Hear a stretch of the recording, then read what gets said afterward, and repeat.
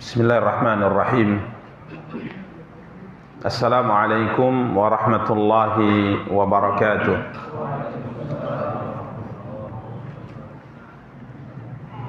Alhamdulillahi rabbil alamin, wal aqibatu lil muttaqin fala udwana illa 'alal zalimin. Asyhadu an la ilaha illallah wahdahu la syarikalah wa asyhadu anna Muhammadan abduhu wa rasuluh. Salawatu rabbi wa salamuhu alaihi wa ala alihi wa ashabihi wa man ihtada bihadyihi wa istanna bisunnatihi ila yaumiddin wa sallama tasliman katsira, amma ba'du. Ikhwani wa akhawati kaum muslimin, kaum muslimat, rahimani wa rahimakumullahu jami'ah. Alhamdulillah, puji dan syukur senantiasa kita ucapkan untuk Allah Subhanahu wa ta'ala. Salawat beserta salam semoga senantiasa dilimpahkan oleh Allah untuk junjungan dan panutan kita Nabi Allah yang mulia Muhammad sallallahu alaihi wasallam. Ikhwani wa akhawati kaum muslimin, kaum muslimat, rahimani wa rahimakumullahu jami'ah. Biidznillah, pada kesempatan yang berbahagia kali ini kita akan kembali mencoba untuk melanjutkan kajian dan pembahasan kita, mencoba untuk membaca dan menjelaskan salah satu di antara karya yang telah ditulis oleh Al-Imam Abu Ibrahim Ismail bin Yahya Al-Muzani rahimahullahu ta'ala, salah satu di antara murid terdepan dari murid Al-Imam Asy-Syafi'i rahimahullahu ta'ala, di mana pada pertemuan yang lalu, pertemuan terakhir tatkala kita membaca kitab beliau Syarhus Sunnah ini, kita telah menyelesaikan pembahasan apa yang disebutkan oleh beliau tentang sikap Ahlus Sunnah, manhaj Ahlus Sunnah berkaitan dengan al-jihadu ma'a kulli imamin adlin au jairin wal hajju. Di mana poin terakhir yang kita jelaskan berkaitan dengan keyakinan Ahlus Sunnah berjihad bersama dengan pemimpin, baik pemimpin yang adil, pemimpin yang berlaku adil, atau pemimpin yang melakukan kezaliman. Begitu juga kita melaksanakan ibadah haji bersama dengan mereka. Jadi tatkala berbicara tentang masalah berjihad, maka Ahlus Sunnah berkeyakinan berjihad bersama dengan pemimpin. Artinya kalau seandainya penguasa, pemerintah memerintahkan kita berjihad, maka kita pun ikut berjihad. Ya, yang disebut dengan jihad talab. Tatkala pemerintah memerintahkan kita untuk menyerang satu daerah, menyerang satu negeri, maka kita mentaati mereka.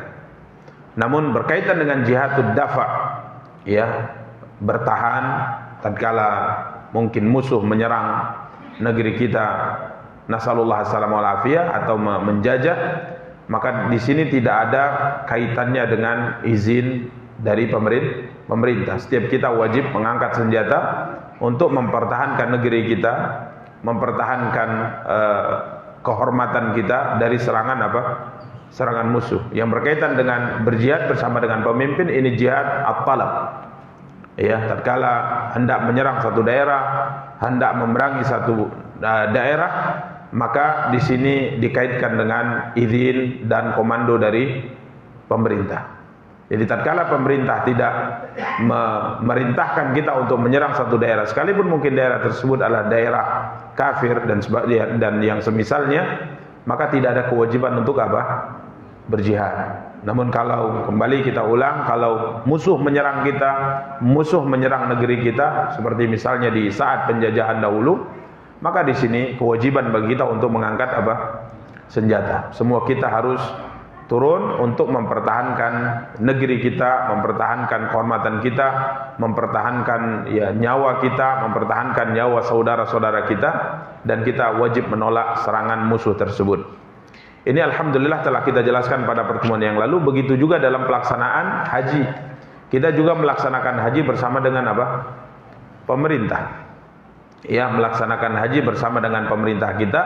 Sekalipun pemerintah, beliau katakan baik pemerintah tersebut berlaku adil atau pemerintah tidak berlaku adil. Semua ini ya telah kita jelaskan pada pertemuan yang lalu demi tujuannya untuk menjaga persatuan kaum muslimin, ya, karena sebelumnya beliau jelaskan, yang juga kita jelaskan pada pertemuan yang lalu, kita tidak meninggalkan salat Jumat, kita tidak meninggalkan salat Jumat, ya, kita berimam di belakang imam yang baik maupun imam yang tidak baik, selama dia tidak melakukan bid'ah yang menyebabkan dia keluar dari Islam. Ini telah juga kita jelaskan kenapa hal ini ditegaskan oleh ahlu sunnah wal jamaah, demi untuk menjaga persatuan di kalangan kaum muslimin, ya, demi untuk menjaga persatuan di kalangan kaum muslimin. Karena persatuan ya di kalangan kaum muslimin adalah salah satu di antara tujuan yang hendaknya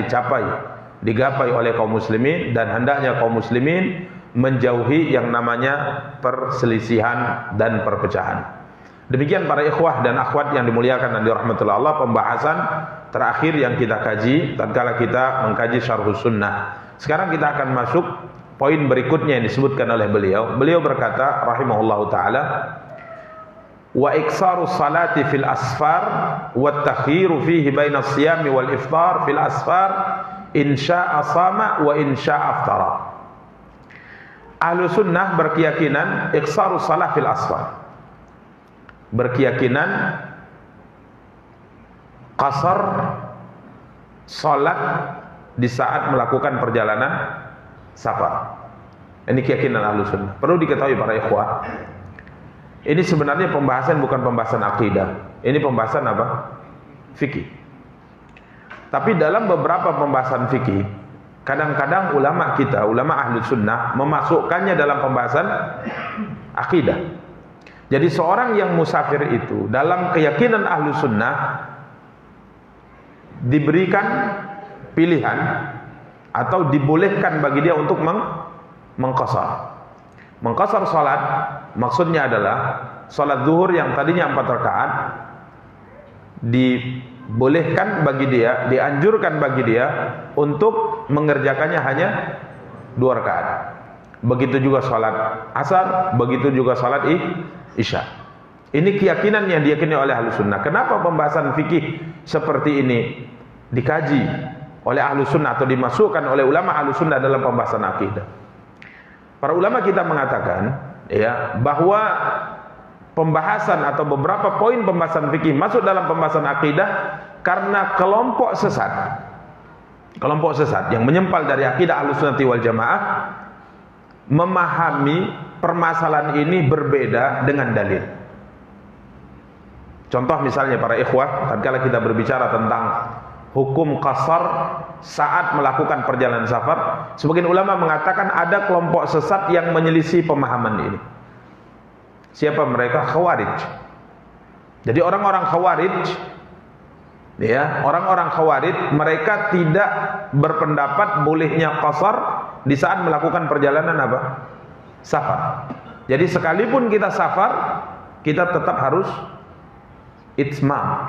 Itmam itu artinya salatnya sempurna. Zuhurnya tetap harus 4 rakaat, asarnya harus tetap 4 rakaat. Isyanya juga seperti itu. Tidak boleh apa? Tidak boleh qasar. Ini paham Khawarij. Ini paham Khawarij. Dan ini tentunya menyelisih apa? Dalil. Ini menyelisih dalil dari sunnah Nabi kita yang mulia sallallahu alaihi wasallam yang sangat jelas.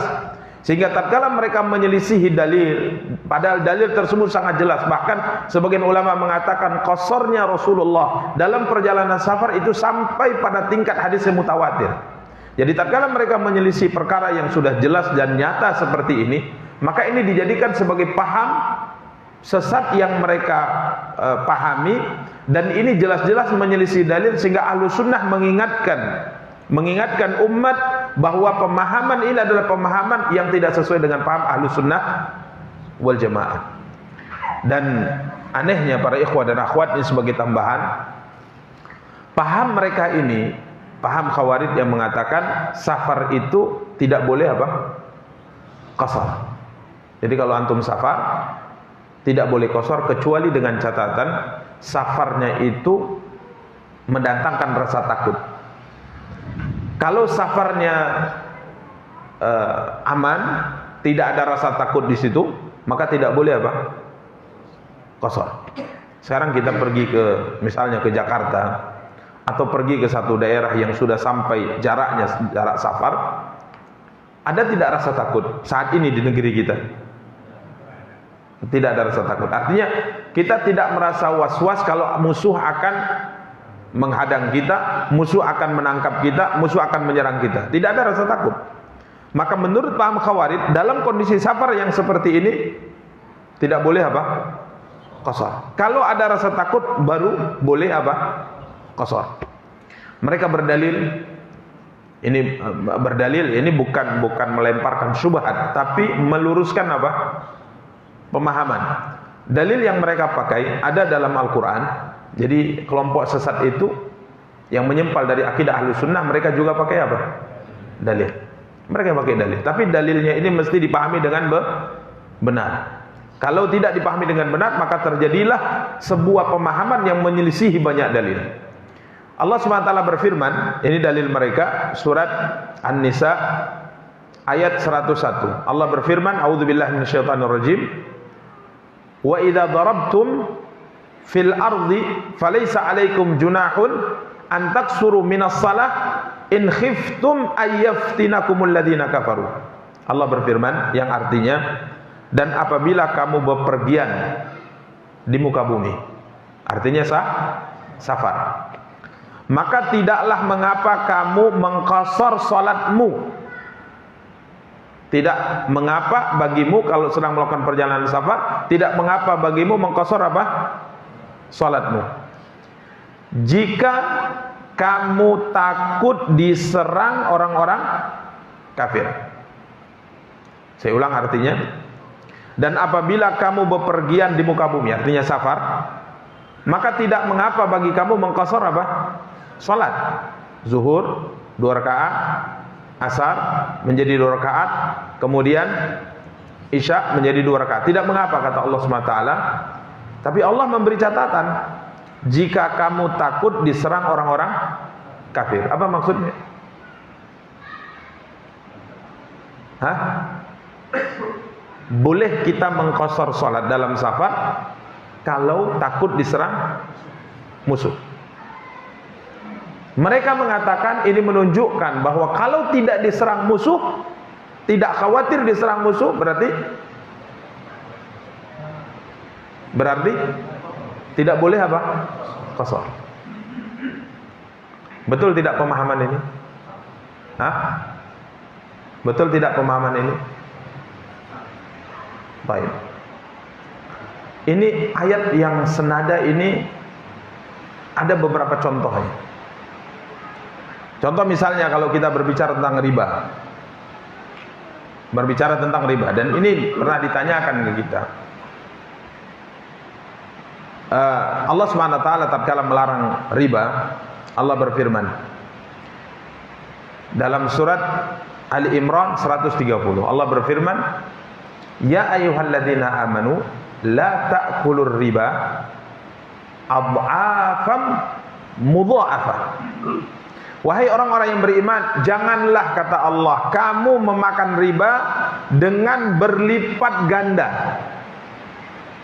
Jangan memakan riba dengan berlipat ganda. Artinya jangan terlalu banyak kamu makan riba. Kalau nilainya masih wajar, kata mereka, berarti apa? Boleh. Yang dilarang? Kalau berlipat ganda. Betul tidak pemahaman ini? Baik, ini syubhat. Saya masih sampaikan syubhat ya. Yang penting jangan sampai habis waktu syubhatnya belum dijawab. Allah Subhanahu wa taala juga berfirman, "Wala taqtulu auladakum khasyata imlaq." Surat Al-Isra ayat 31. Jangan kamu membunuh anak-anakmu karena takut miskin. Berarti membunuh anak kalau dasarnya tidak takut miskin, hukumnya apa? Boleh. Allah Subhanahu wa taala berfirman, ini masih syubhat. Allah berfirman, "Wala tukrihu fatayatikum 'alal bigha in aradna tahassunan litabtaghu 'aradal hayatid dunya." Allah berfirman, jangan kamu paksa budak-budak wanita kamu untuk berzina dengan berharap sedikit daripada keuntungan apa? Dunia. Jangan kamu paksa. Artinya budak wanita yang tidak mau berzina, tapi kamu paksa untuk berzina. Karena dulu di masa jahiliyah, tatkala mereka punya budak wanita ini dipekerjakan, tapi pekerjaannya apa? Berzina. Yani pelacur lah, dijadikan sebagai apa? Pelacur. Kemudian hasil daripada perzinanya diambil, bayarannya diambil oleh dia. Maka Allah mengatakan jangan kamu paksa mereka melacur, jangan kamu paksa mereka berzina. Apakah bisa dipahami kalau mereka berzina dengan keinginan mereka sendiri dibolehkan? Ini subhanallah para ikhwah dan akhwat yang dimuliakan dan dirahmati Allah, beberapa ayat yang para ulama telah memberikan penjelasan terkait dengan ayat ini. Ayat ini sebagaimana disebutkan oleh ayat yang seperti ini dan yang semisalnya, sebagaimana disebutkan oleh Imam Ibnu Katsir rahimahullah, yakhruju makhrajal ghalib. Ayat ini redaksinya disampaikan oleh Allah karena sebuah fenomena yang saat itu terjadi, bukan kebalikannya dibolehkan. Paham maksudnya? Jadi safar yang kata Allah Subhanahu wa taala sebutkan, kalau kalian melakukan perjalanan safar maka tidak mengapa kalian mengqashar salat. In khiftum ayyaftinakumul ladzina kafaru. Tatkala kalian khawatir, tatkala kalian takut orang-orang kafir akan menyerang kalian. Ini ayat ini diceritakan oleh Allah Subhanahu wa taala karena kondisi safar saat itu memang kondisi safar yang mengkhawatirkan, yang mereka takut karena seluruh daerah saat itu berada di kekuasaanmu musuh. Jadi Allah sedang menceritakan sebuah fenomena, sebuah fakta yang terjadi saat itu. Bukan berarti kalau seandainya fakta itu tidak ada lagi, kondisi seperti itu tidak ada lagi, hukum qashar tidak berlaku. Bukan itu pemahamannya. Sama seperti tatkala kita mengatakan tadi bahwa Allah melarang memakan riba dengan apa? Berlipat-lipat. Karena memang Allah sedang menceritakan fenomena dahulu. Mereka kasih hutang, bayarnya tahun depan. Tatkala jatuh tempo tidak bisa bayar, maka ditambah waktunya 1 tahun lagi, tapi hutangnya apa? Bertambah. Kalau seandainya tahun berikutnya tidak bisa juga bayar hutang, ditambah lagi tempo, tapi hutangnya bertambah. Ini yang disebut dengan ad'afa mudha'afah, berlipat-lipat maksudnya. Tapi bukan berarti kalau seandainya ribanya tidak berlipat-lipat, hukumnya apa? Boleh. Bukan seperti itu pemahamannya. Mereka membunuh anak-anak mereka, latar belakangnya karena apa?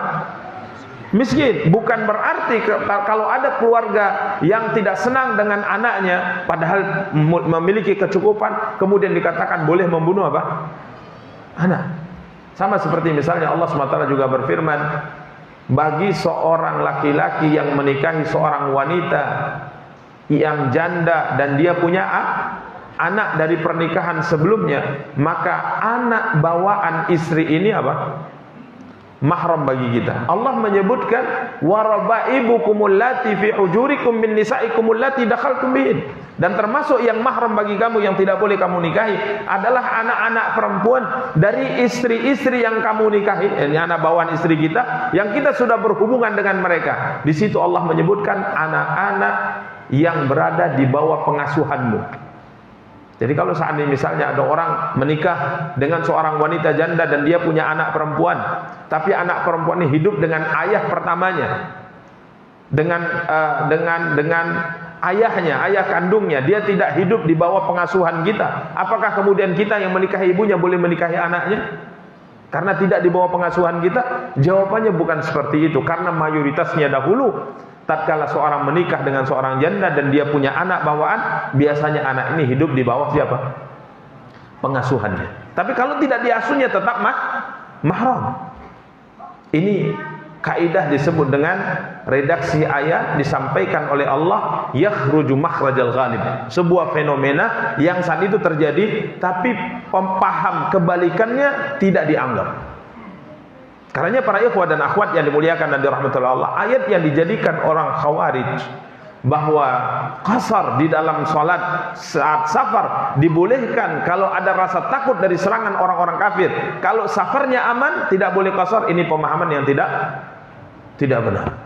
Ini paham yang tidak benar. Dari mana kita bisa memahami, menyimpulkan bahwa pemahaman yang tidak benar? Karena kita membaca keterangan para ulama.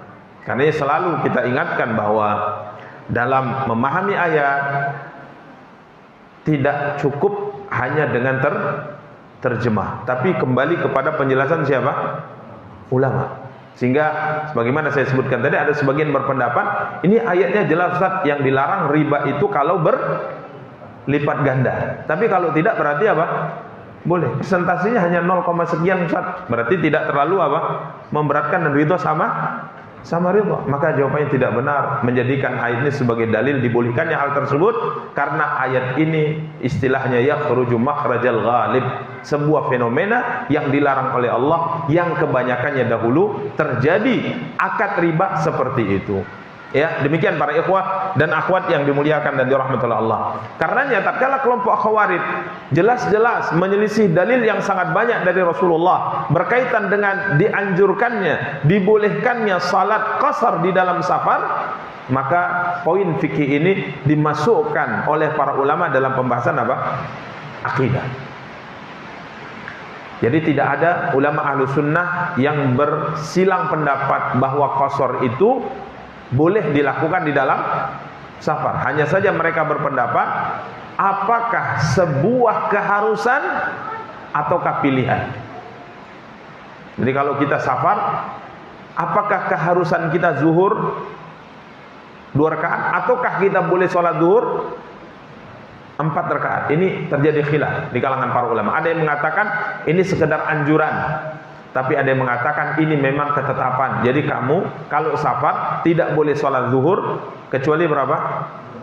2 rakaat. Tidak boleh 4 rakaat. Ini pendapat. Ada yang mengatakan enggak, pilihan. Kalau kamu mau sholat 2 rakaat dibolehkan, kalau mau sholat 4 rakaat juga apa?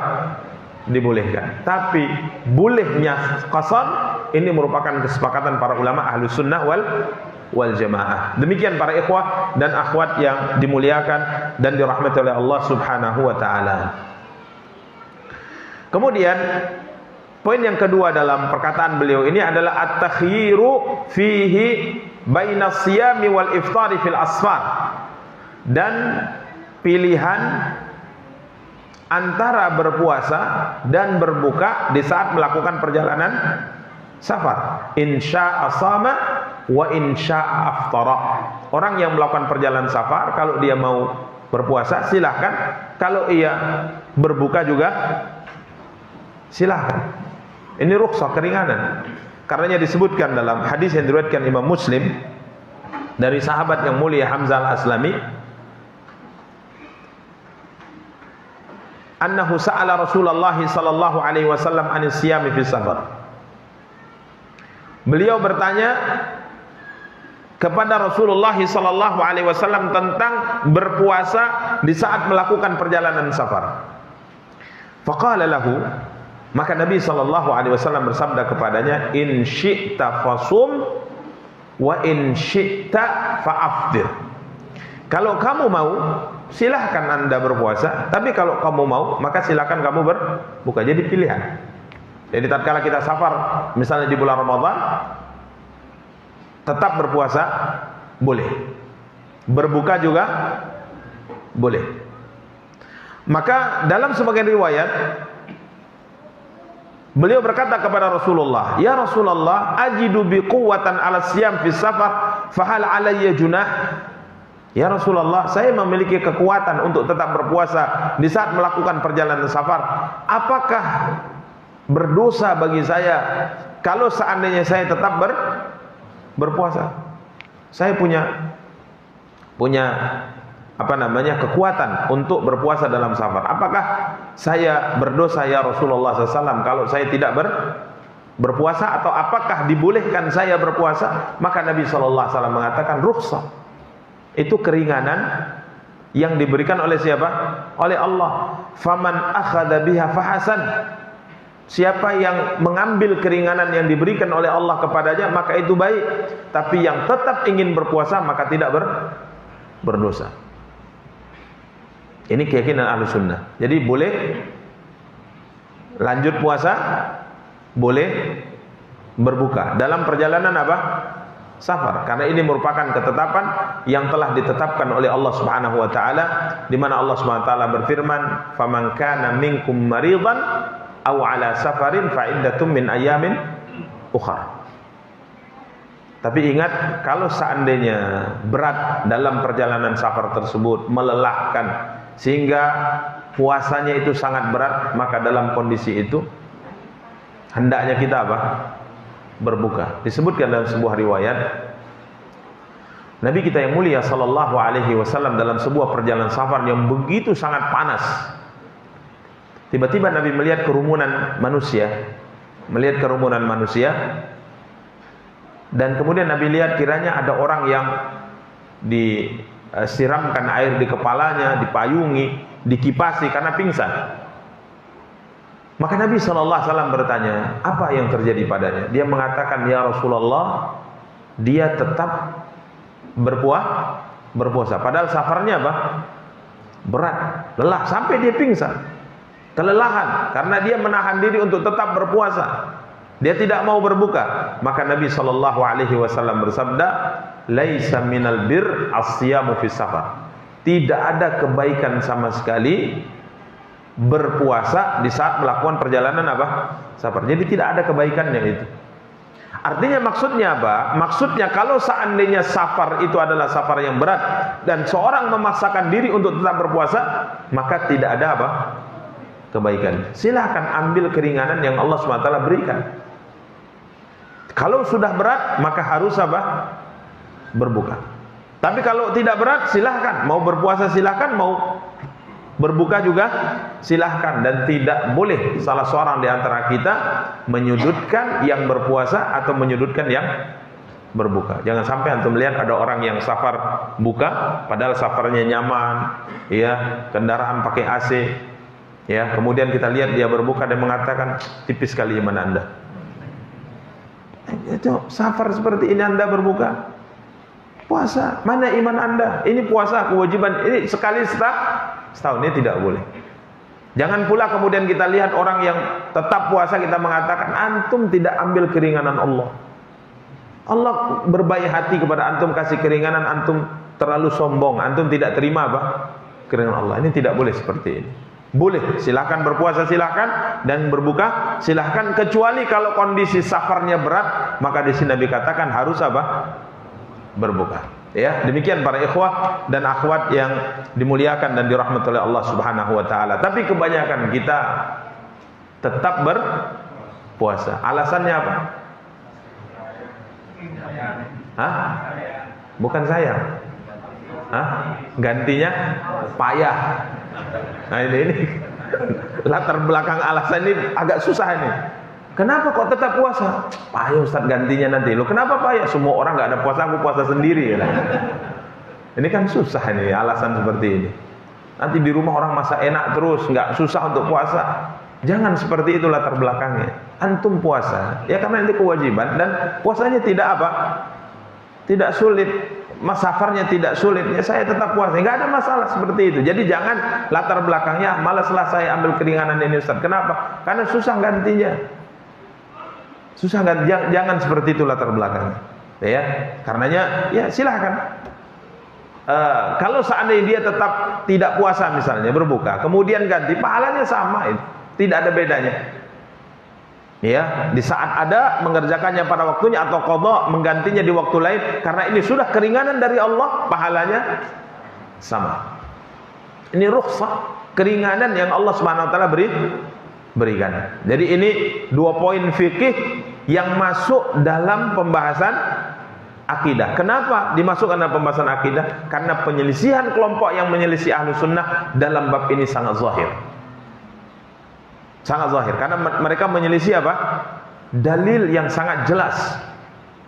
Ya, bolehnya qasar di saat safar walaupun tidak ada rasa takut, dan bolehnya berpuasa atau berbuka di saat melakukan perjalanan safar. Demikian para ikhwah dan akhwat yang dimuliakan dan dirahmati oleh Allah Subhanahu wa taala.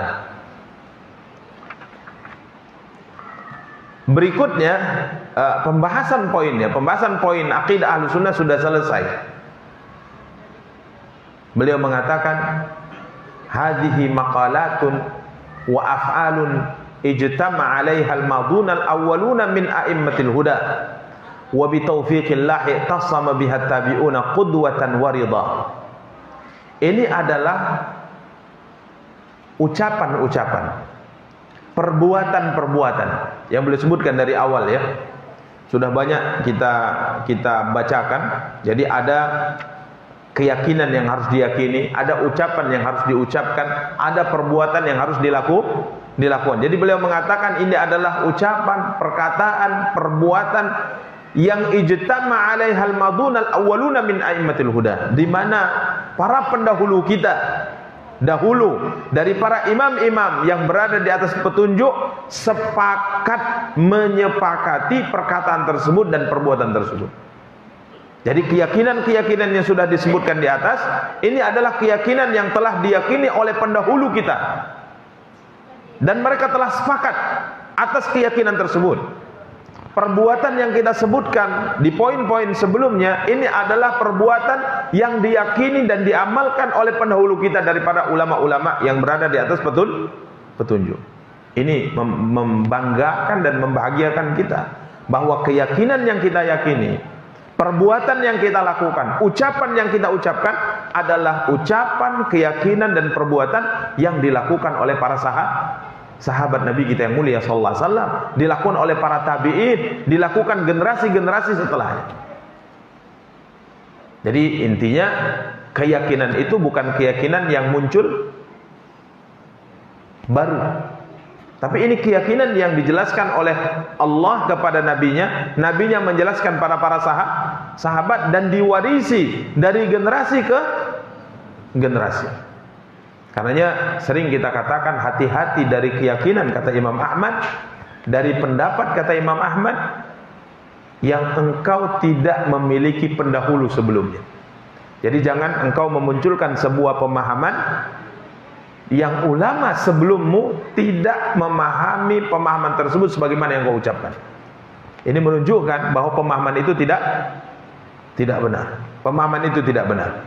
Kemudian beliau mengatakan wa bi taufiqillah tasama biha tabi'una qudwatan wa ridha, dan dengan bimbingan Allah generasi setelahnya berpegang teguh dengan akidah keyakinan tersebut qudwatan wa ridha, sebagai bentuk ya qudwah.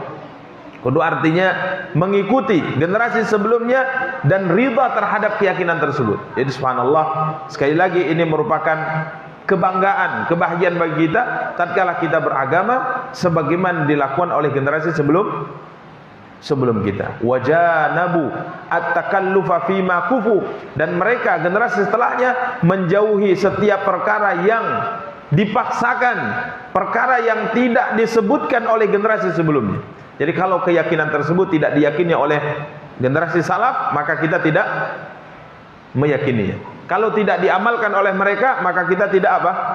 Mengamalkannya. Kalau tidak diucapkan oleh mereka, maka kita tidak mengucapkannya, khususnya dalam bab asma dan sifat sebagaimana yang telah kita jelaskan pada pertemuan sebelumnya. Jadi tatkala yang dibahas oleh generasi sebelum kita poinnya adalah A, B dan C misalnya, kita hanya berhenti di C saja. Kita tidak melanjutkan ke pembahasan apa? Berikutnya. Contoh misalnya tatkala Allah Subhanahu wa taala melalui lisan Nabi yang mulia sallallahu alaihi wasallam menjelaskan bahwa Rabb kita Allah Subhanahu wa taala setiap sepertiga akhir malam turun ke langit dunia. Apakah ada pembahasan di kalangan sahabat lebih dari pembahasan itu? Contoh misalnya para sahabat bertanya kepada Rasulullah, bagaimana bentuk turunnya ya Rasulullah? Kalau dia turun ke langit dunia berarti arsy-nya apa? Kosong. Apakah pembahasan sampai ke situ? Jawabannya tidak dibahas oleh mereka, maka kita juga tidak membahasnya.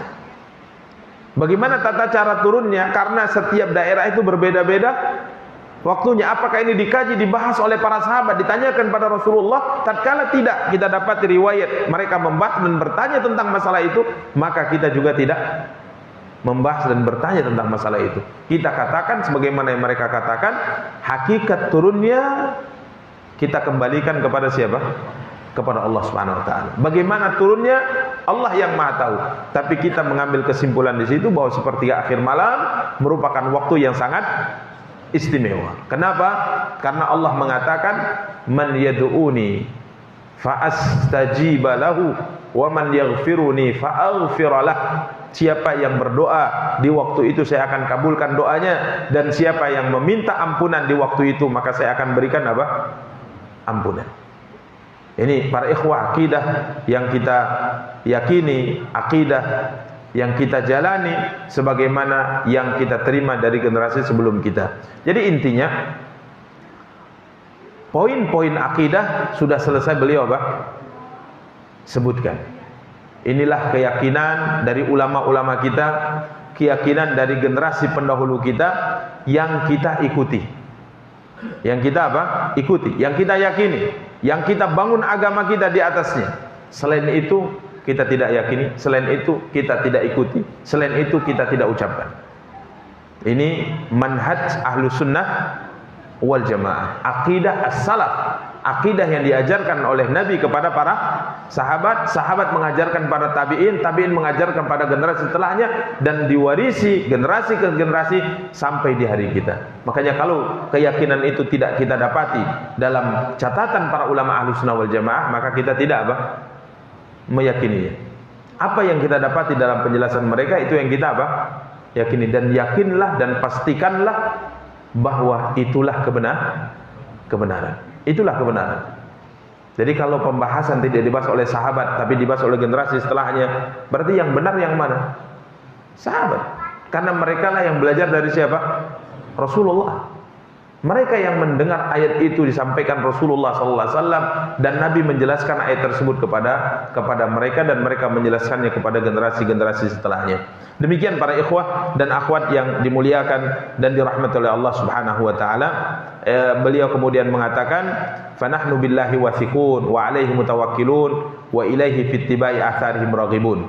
Kita yakin dan percaya tentang kebenaran yang dijelaskan oleh para ulama kita. Kita bertawakal kepada Allah Subhanahu wa taala, wa ilaihi fittiba'i atharihim raghibun, dan kita tetap bersemangat untuk mengikuti generasi sebelum kita berkaitan dengan agama, berkaitan dengan metode beragama. Demikian para ikhwah dan akhwat yang dimuliakan dan dirahmati oleh Allah. Adapun setelahnya beliau akan berikan tambahan faidah setelah menutup pembahasan akidah Ahlus Sunnati wal Jamaah.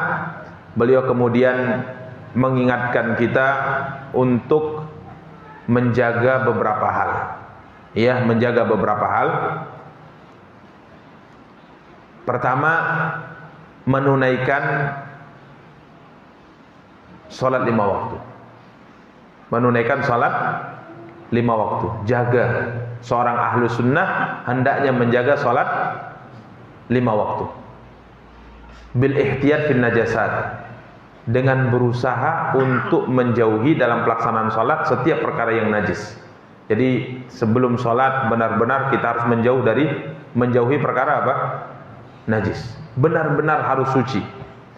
Ini yang pertama. Jadi menjaga salat 5 waktu dengan benar-benar menjaga diri kita dari setiap perkara yang najis. Kemudian isbagit taharah ala ta'at. Tatkala kita wudu, maka wudulah dengan sempurna. Tatkala wudu, maka wudulah dengan sempurna. Bagaimana wudu yang sempurna? Wudu yang kita membasuh seluruh anggota tubuh dengan baik yang diperintahkan untuk dibasuh. Contoh misalnya tangan, kita basuh dari ujung tangan sampai siku. Jadi benar-benar kita basuh sampai siku kita. Kemudian tatkala kita membasuh wajah, benar-benar seluruh wajah kita dibasuh oleh air tadi. Ya, dibasuh oleh apa?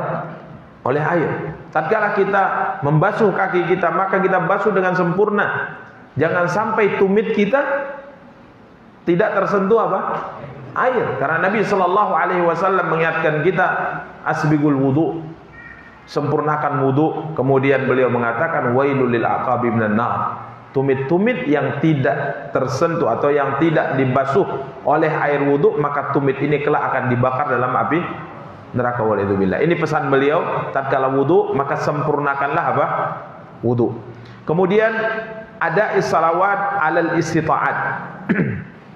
Mengerjakan salat sesuai dengan kemampuan. Tatkala kita mampu berdiri, maka silakan apa? Berdiri. Tatkala tidak mampu berdiri, silakan duduk. Artinya jangan tinggalkan apa? Salat. Kemudian beliau pesankan juga ita izzaka ala ahlil jidad. Kita hendaknya memperhatikan dalam harta kita untuk menunaikan zakat. Orang yang punya kemampuan terkait dengan hartanya sudah sampai nisabnya, maka jangan tidak menunaikan apa? Zakat. Ini Ahlus Sunnah. Hitung harta yang kita punya. Kalau memang sudah sampai nisab, keluarkan apanya? Zakatnya. Jangan tidak dikeluarkan. Ya, imma emas, perak, atau uang, atau jenis-jenis yang lain dari harta kita yang sudah terkena kewajiban zakat, maka silahkan bayar apa?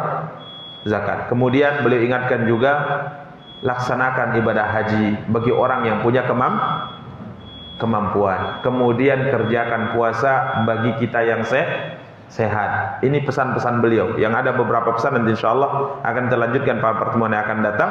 Sebagai seorang ahlu sunnah bukan sekedar menjaga akidahnya, ini wajib dijaga, tapi harus juga disempurnakan dengan amal-amal yang diwajibkan oleh Allah dan menjauhi segala perkara yang diharamkan oleh Allah SWT. Kalau sehat, jangan lupa puasa Ramadan. Jangan lupa puasa Ramadan. Karena orang sehat wajib apa? Puasa. Jangan sampai puasanya tidak semangat tapi rayanya apa? Semangat. Kenapa tidak puasa? Berat kerjanya, Ustaz. Kenapa semangat kali hari raya? Namanya orang Islam, Ustaz. Subhanallah wa ikhwan. Ini pesan beliau. Jadi kalau sehat, kerjakan apa? Puasa. Kalau sakit ada keringanan, nanti ganti di hari yang lain. Ini beberapa pesan insyaallah akan kita sempurnakan dari beliau setelah beliau menyempurnakan pembahasan akidah Ahlus Sunnah wal Jamaah. Demikian para ikhwah yang dapat kita sampaikan, semoga yang kita sampaikan memberikan faedah kepada kita semua. Kita cukupkan. Subhanakallahumma bihamdika asyhadu an la ilaha illa anta astaghfiruka wa atubu ilaik. Wassalamualaikum warahmatullahi wabarakatuh.